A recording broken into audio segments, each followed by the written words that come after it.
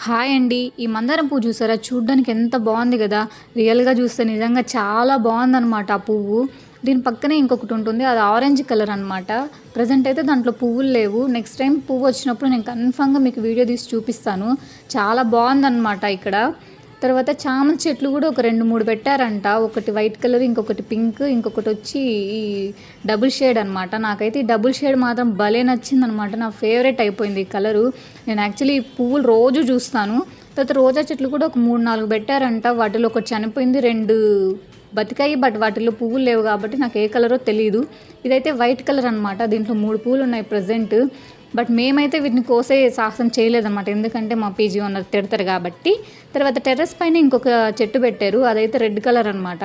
ఈ పువ్వు అయితే భలే ఉందండి చూడడానికి. నిజంగా కోసుకునేద్దాం అనిపించింది, కానీ వద్దులే అనిపించింది అనమాట. చెట్లు ఉంటేనే చాలా అందంగా అనిపించింది. మీ పీజీలో కూడా ఇలాగే చెట్లు పెంచుతారా?